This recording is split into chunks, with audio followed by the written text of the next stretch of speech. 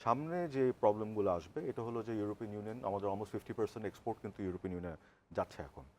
তো ইউরোপিয়ান ইউনিয়নে অনেকগুলো নতুন ল বানিয়েছে, লেজিসলেশন যেমন ডিউ ডিলিজেন্স ল, তারপরে গ্রিন ট্রানজিশন, হ্যাঁ, গ্রিন ট্রানজিশন, তারপর সাপ্লাই চেইন ট্রান্সপারেন্সি, তারপর হিউম্যান, এখানে অনেক কিছু ফ্যাক্টরিং করা হয়েছে।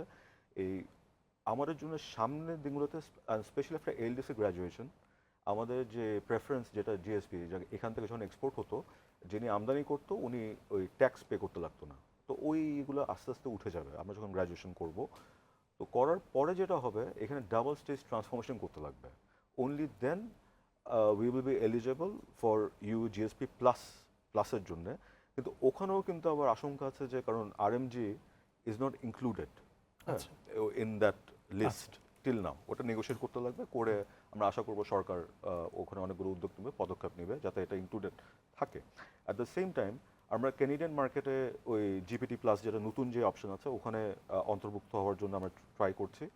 অ্যান্ড ইউকে মার্কেটে আমরা অলরেডি আশ্বাস পেয়েছি যে ওখানে আমাদের যাবে।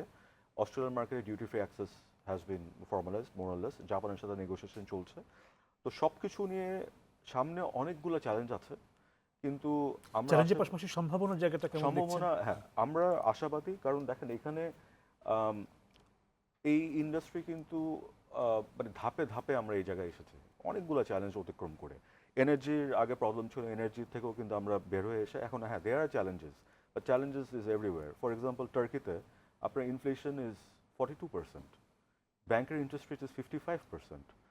ওনারা কিন্তু ওখানে ব্যবসা করছে। তো এইরকম সিচুয়েশনে কিন্তু ব্যবসা হবে, কিন্তু যেটা আমাদের যে এখন যে সমস্যা যেটা হচ্ছে মেইনলি, যেহেতু গ্লোবালি ইনফ্লেশনের একটা প্রবলেম আছে, হ্যাঁ, তো যেই আগে যে অর্ডারের অ্যামাউন্টটা ছিল ওটা কমে আসছে। তো যখন কমে আসে তখন ব্যবসায়ী হিসেবে ব্র্যান্ডরা কী করে, ওরা নিয়ার শোরিং করে।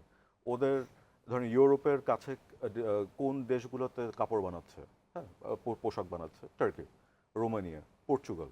তো তখন ওরা হিসাব করে যে আমি যদি, যেহেতু এখন রেড সি মিডল ইস্টের ক্রাইসিসের জন্য আমার ঘুরে আসতে লাগছে, আমার যে কস্ট বেড়ে গেছে, তারপর টাইম ওখানে পৌঁছাতে পণ্য যে টাইমটা লাগছে, আমি যদি টার্কিতে অর্ডারটা প্লেস করি, আমার যদি ইভেন 10% বেশিও পে করতে লাগে, কিন্তু আমার স্টোরে মালটা 2 সপ্তাহ আরও কম লাগবে, ওখানে চলে যাবে। তো আমি বিক্রি করে টাকাটা আবার আবার রিইনভেস্ট করতে পারবো। তো এইটার কারণে কিন্তু নিয়ার শোরিং, যেমন নর্থ আফ্রিকা, টিউনিসিয়া বলেন, মরক্কো বলেন, ইজিপ্টে, তো ইউরোপের অর্ডারগুলো কিন্তু বেশ খানিকটা ওখানে ওসব দেশে যাচ্ছে এখন। তো এই চ্যালেঞ্জটা থাকবে। ওটার জন্য আপনি দেখবেন যে আমাদের যে হিসাবটা আছে এখানে এক্সপোর্ট ডাটার, অ্যান্ড এক্সপোর্ট ডাটার যে রাজাক ভাই যে কথাটা বলে রিকনসাইল যে হচ্ছে না, যেটা আমরা ইপিবি একটা ডাটা দিচ্ছে, এটা কিন্তু সমন্বয় করা আমি মনে করি যে ইজি।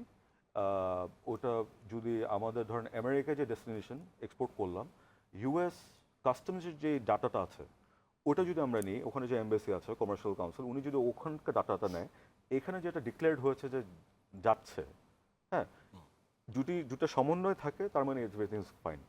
যদি ওখানে ডাটা যদি দেখে যে এখানে গরমিল আছে, then that should be looked into.